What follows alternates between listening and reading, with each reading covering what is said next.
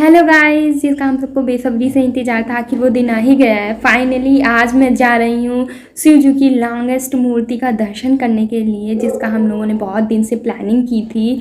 Approx 2-3 month हो गए हैं हम लोगों ने प्लानिंग की थी, लेकिन हम लोग जा नहीं पाए थे। फाइनली वो दिन आ ही गया है जब मैं जाऊँगी शिवजी की मूर्ति का दर्शन करने के लिए। ये एक फ्रेंड की ट्रिप होने वाली है, जिसमें हम 2-3 फ्रेंड साथ में मिल के जाएंगे। तो आगे वीडियो बहुत ही ज़्यादा इंटरेस्टिंग होने वाला है, तो वीडियो को पूरा देखें देखने के लिए कि क्या क्या होता है, हम लोगों ने क्या क्या मज़े किए, हम लोग कहाँ पर रुके। मैं ये सारी चीज़ें आपको इस वीडियो में बताऊँगी। तो जल्दी से, अगर आपने अभी तक मेरे चैनल को नहीं सब्सक्राइब किया है तो सब्सक्राइब कर लीजिए, लाइक कर दीजिए, कमेंट कर दीजिए और अपने दोस्तों के साथ शेयर करना ना भूलिए। तो बाय बाय, मिलते हैं वीडियो में आगे। फाइनली मैं वहाँ पहुँच के आपको सारी चीज़ दिखाती हूँ। तो फाइनली गाइस, हम लोग यहाँ पहुँच चुके हैं और जैसा कि आप देख सकते हैं, पहुँचते ही हमें एक शिव जी की फ़ोटो दिखाई दे रही है, जिसे मैं थोड़ा जूम करके आपको दिखाती हूँ। ये गाइस देखिए, यहाँ से एंट्री गेट है, यहाँ से हम लोग एंट्री कर रहे हैं। जल्दी जल्दी अंदर चलते हैं और देखते हैं कि आगे क्या क्या मिलने वाला है। यहाँ से ही हम लोग को एंट्री गेट से ही शिव जी की एक बड़ी सी मूर्ति दिखाई दे रही है, जो कि पीछे की साइड है। आगे चलते रहते हैं, थोड़ी दूरी पे अभी मैं पहुँच जाऊँगी, फिर आपको दिखाती हूँ कि फ्रंट से कैसा लगता है। ये यहाँ पे एक गाड़ी है जिस पे हम लोग बैठ के सारा घूम सकते हैं। ये टूरिस्ट के लिए ही है कि जो लोग आते हैं इस पे बैठ के सारी चीज़ें विज़िट कर सकते हैं। चलिए थोड़ा सा आगे चल के देखते हैं। ये देखिए, मुझे बहुत अच्छी चीज़ मिली है, मैं आपको शो कर देती हूँ। ये शिव जी की एक मूर्ति है जिसमें से पानी गिर रहा है। बहुत ही काफ़ी सुंदर व्यू आ रहा है। ये जो है शिव जी की मूर्ति के सामने शिवलिंग बनी हुई है। ये देखिए, भगवान की मूर्ति है। चारों का बहुत अच्छा माहौल है, सब चल रहे हैं।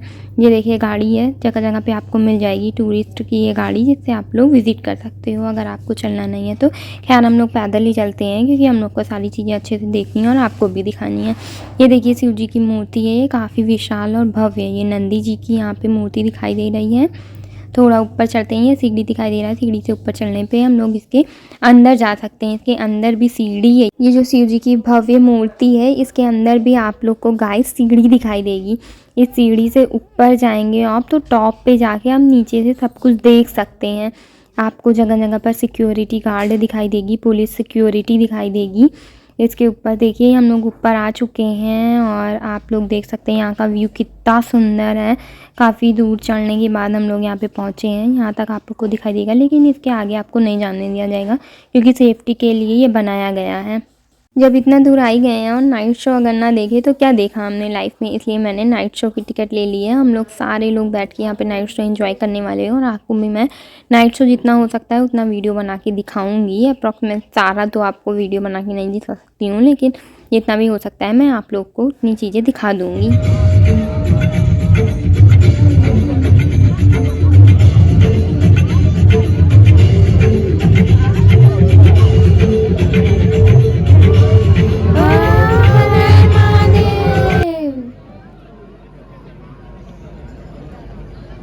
नित्यं गुरुं शंकररूपिणं यमाश्रितो हि वक्रोऽपि चन्द्रः सर्वत्र वन्द्यते। करौ वन्दे श्रद्धा विश्वासरूपिणौ याभ्यां विना न पश्यन्ति सिद्धः। तो इंसान क्यों ना किसी के ऊपर विश्वास त्वं त्रिभुवन गुरुवेद बखाना आन जीव पावर खाजाना विश्वनाथ ममनाथ पुरारी त्रिभुवन महिमा विदित तुम्हारी विदित तुम्हारी।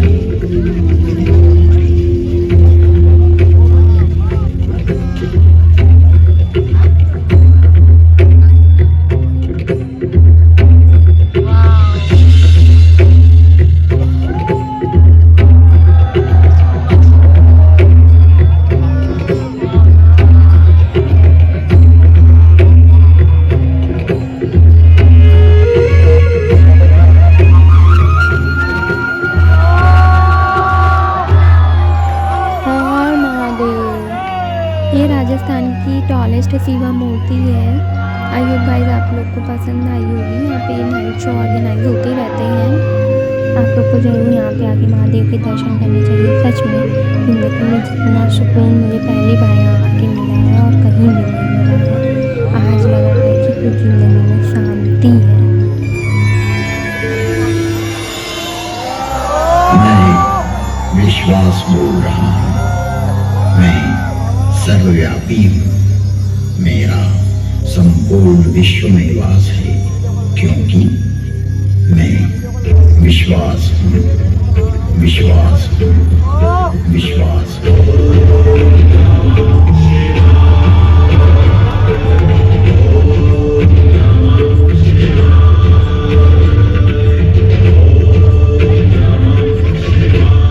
इस अंतहीन ब्रह्मांड में प्रचंड प्रलय करता एवं प्रलय नियंत्रक मैं ही हूँ।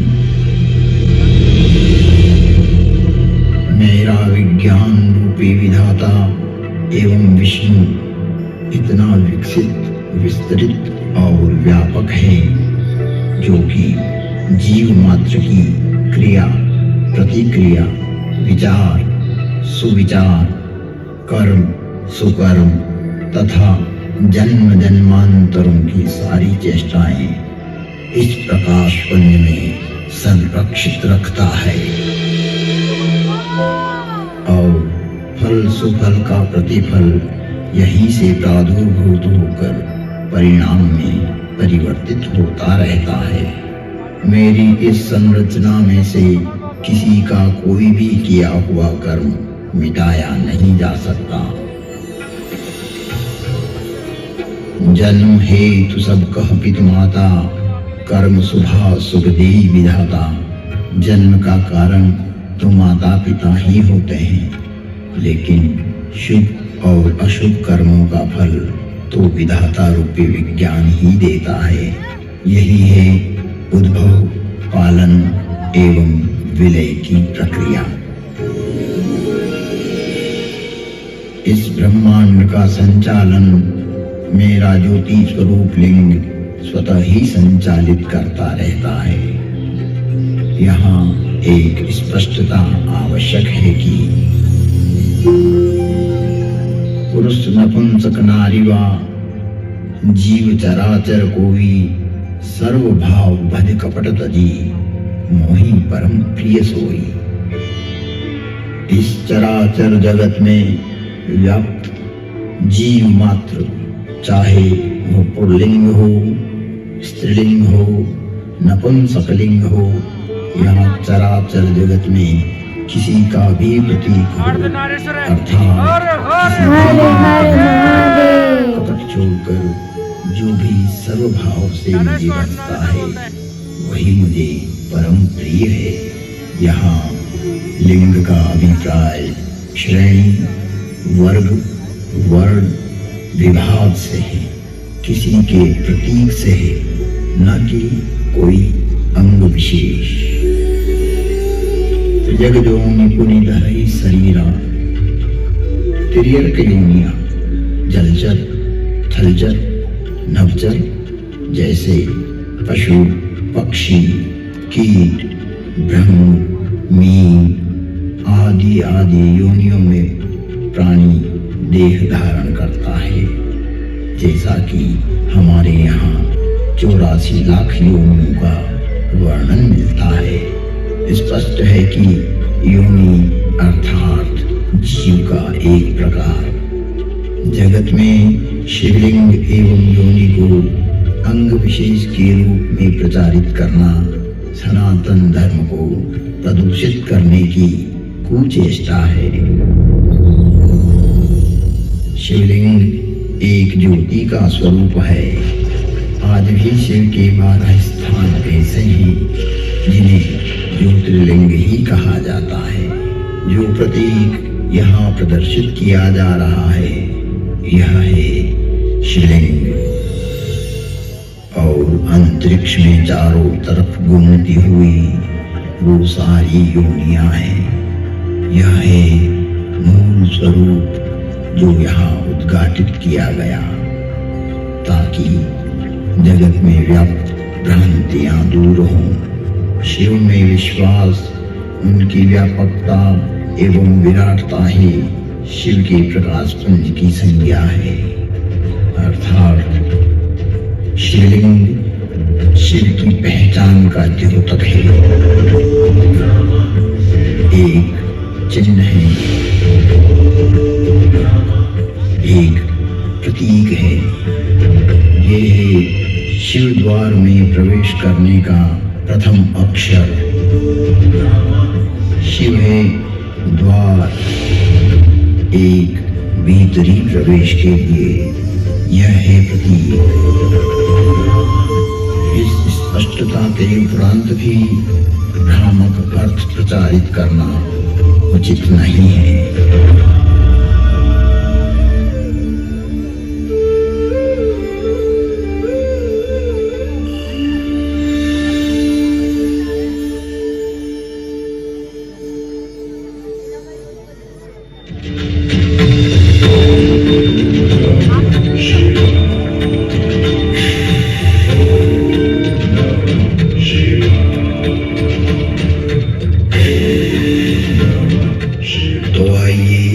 प्रवेश करते हैं एक कालातीत कथा में, जिसकी काल गणना असंभव है। घटना युगों पहले की है कि जब अनेक अंतरिक्षों में अनेक ग्रहों पर उद्भव, पालन और संहार हो रहा था। अर्थात कई सारी सृष्टियों का प्रादुर्भाव और विलय हो रहा था। कई वहां की सभ्यताएं विकसित हो रही थी तो कोई नष्ट हो रही थी, और वर्तमान में भी यही क्रम अनंत कालों से चल रहा है और अनंत कल्पांतरों तक चलता ही रहेगा। यह अंतहीन क्रम है, परंतु यह घटना इस पृथ्वी नामक ग्रह की है कि जब यहाँ सब कुछ निशब्द था, समस्त पृथ्वी जल आप्लावित थी, तभी भगवान विष्णु ने वराह रूप धारण कर पृथ्वी के कुछ भाग को जल से बाहर निकाला, जिससे कालांतर में इस पृथ्वी पर जीव पनपने लगे। और एक बड़ी काल गणना के बाद यहाँ मानव पैदा हुआ, किंतु उसे किसी प्रकार का बोध नहीं था, किसी भी प्रकार की अभिव्यक्ति की समझ नहीं थी। ना तो उस समय शब्द था, ना कोई वर्णाक्षर। चराचर जीव जगत अपने अपने समूह में एक मूक दृष्टि से एक दूसरे को निहारते थे, लेकिन कुछ भी अभिव्यक्ति नहीं कर सकते थे। चारों तरफ इस पृथ्वी पर सन्नाटा ही सन्नाटा था। प्राकृतिक स्वरों, ध्वनियों की अतिरिक्त यह पृथ्वी निशब्द थी। ऐसे कई युग बीत गए कि अचानक ब्रह्मा को विचार आया कि पृथ्वी का निर्माण हो चुका है। विष्णु ने अपनी व्यवस्था भी व्यापित कर दी है, लेकिन शब्द की उत्पत्ति कौन करेगा? बिना वाणी अभिव्यक्ति कैसे हो पाएगी? जब ब्रह्मा और विष्णु को प्रेरणा हुई कि देवों के देव महादेव ही इस सृष्टि में शब्द की स्थापना कर सकते हैं, शब्द ब्रह्म का दान दे सकते हैं,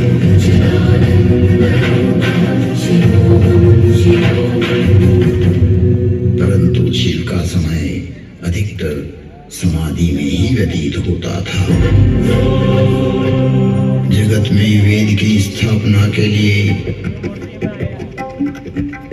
मनुष्यों में, प्राणियों में सत्य, प्रेम और करुणा की भावना प्रकट करने के लिए, शब्द को देह देने के लिए महादेव को समाधि से जगाना अति आवश्यक है। जब ब्रह्मा, विष्णु और सारे देवताओं ने महर्षि पाणिनि को प्रेरणा की कि वो महादेव को प्रसन्न कर जगत में शब्द प्रकट करने की प्रार्थना करें,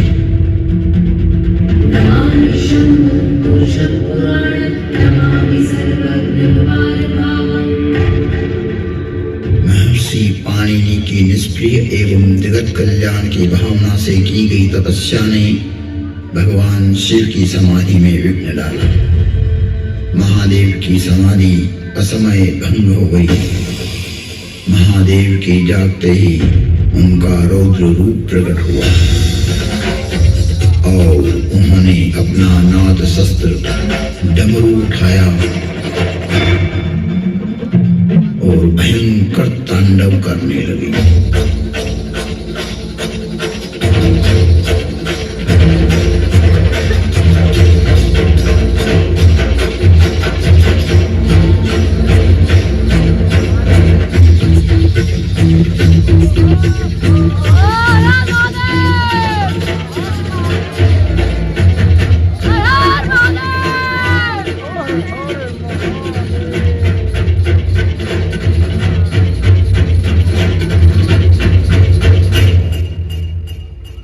इतना भयंकर तांडव किया कि पृथ्वी हिलने लगी, आकाश में बिजलियां कौंधने लगी। पृथ्वी को हिलते देख ब्रह्मा ने सोचा कहीं प्रलय की वेला तो नहीं आ गई। चारों तरफ समुद्र में उफान आ रहा था। हवाएं चक्रवात का रूप लेकर आकाश की ओर बढ़ रही थी। पूरी पृथ्वी अपनी दूरी पर ऐसे डोलने लगी मानो पृथ्वी समुद्र पर तैर रही हो। तब महादेव ने अपना डमरू बजाया और असमय समाधि में हुए विघ्न के कारण तांडव करते हुए मानो अपने इस नाद से संसार को बधिर कर देंगे, इस सृष्टि को समाप्त कर देंगे और उसकी तीव्रता को प्रकट करते हुए प्रचंड एवं भीषण गंभीर ध्वनियां पैदा करते हुए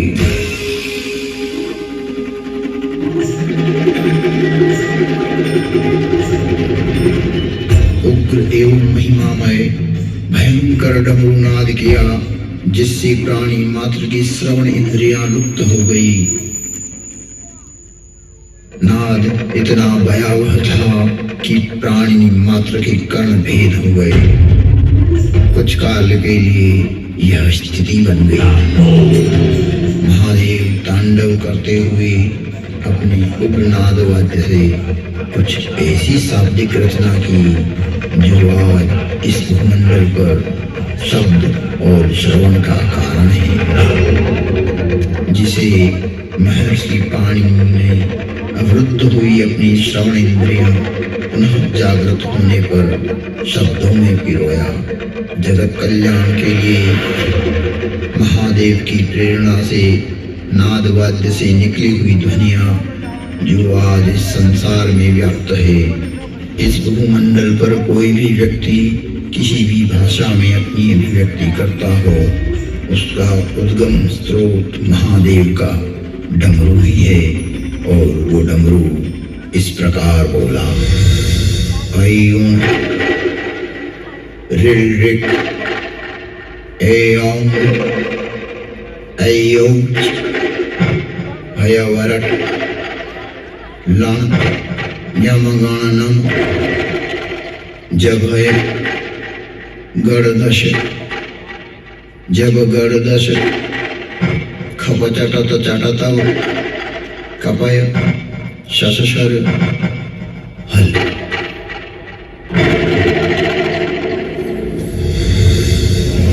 ऐं ऋल ऋक ऐं ऐऔच हयवरट लण यमगणनम जभय गणदश जब गणदश खप चटत चटतव कपय शशशर हल। यह था शिव का नाद शस्त्र से उत्पन्न हुआ शब्द व्याकरण। इससे शब्द की संरचना हुई और डमरू ने जिस प्रकार ये 14 शिव सूत्र परमात्मा शिव ने जगत को दिए, वो आज सभी की अभिव्यक्ति का कारण है। इति माहेश्वराणि सूत्राणि अनादिसंज्ञार्थानि ऐसा मन्त्या इतः हकारादिस्वकार उच्चारणार्थ लण्मध्येऽपि तत्संज्ञकः। शिव के नाद तांडव के बाद संज्ञा, संधि, ओष्ठ, जिह्वा, कंठ, नासिका, पुल्लिंग, स्त्रीलिंग, नपुंसकलिंग आदि आदि वर्णों की उत्पत्ति के स्थान तय हुए। वाणी में व्यापकता आई, वाणी की श्रेणियां निर्धारित हुई, वर्ण का लिंग तय हुआ। मुख और नासिका से एक साथ उच्चारित होने वाले वर्णों की उत्पत्ति हुई, जो लघु सिद्धांत कौमुदी में संक्षिप्त रूप से वर्णित है, जिसका विस्तार सिद्धांत कौमुदी में प्रतिपादित हुआ है। इसे हम अल्प समय में अभिव्यक्त नहीं कर सकते। शिव के निनाद तांडव के उपरांत महर्षि पाणिनि ने शब्द की रचना की और अक्षर को रूप देने के लिए प्रथम प्रार्थना की। न त्वां सरस्वतीं देवीं शुद्धं गुण्यां करोम्यहं पाणिनीय प्रवेशाय लघु सिद्धांत कौमुदी। महर्षि पाणिनि ने विनय कर लघु सिद्धांत कौमुदी की रचना की, जो आज इस जगत में सर्व भाषाओं का मूल है, जो कि सनातन है, शाश्वत है। नृत्यावसाने नटराजराजः ननादढक्वां नवपञ्चवारम् उद्वर्तुकामादि सनकादिसिद्धे एतद्विमर्शे शिवशुक्रजातम्। तुम त्रिभुवन गुरुभेद बखाना आन जीव पावर का जाना विश्वनाथ ममनाथ पुरारी त्रिभुवन महिमा विदित तुम्हारी। यमाश्रितो हि वक्रोऽपि चन्द्रः सर्वत्र वन्द्यते भवानी शंकरौ वन्दे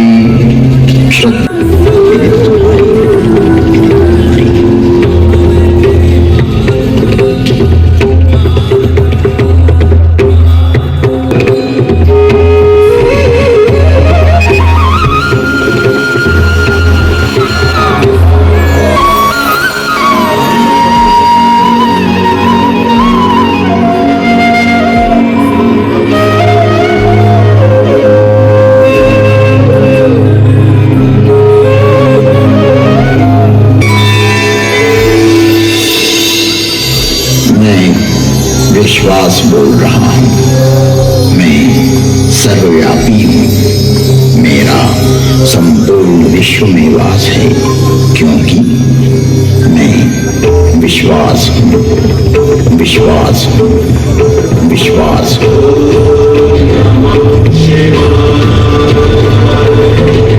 चाहे वो पुल्लिंग हो, स्त्रीलिंग हो, नपुंसकलिंग हो या चराचर जगत में किसी का भी प्रतीक हो, अर्थात किसी भी लिंग का जीव हो, कि पृथ्वी का निर्माण हो चुका है। विष्णु ने अपनी व्यवस्था भी व्यापित कर दी है, लेकिन शब्द की उत्पत्ति कौन करेगा? बिना वाणी अभिव्यक्ति कैसे हो पाएगी? और असमय समाधि में हुए विघ्न के कारण तांडव करते हुए मानो अपने इस नाद से संसार को बधिर कर देंगे। एओम ऐयोच भयवरट। तो गाइस नाइट शो ख़त्म हो चुका है। आई होप आप लोग को मज़ा आया हो। बाय बाय गाइस, मिलते हैं नेक्स्ट वीडियो के साथ।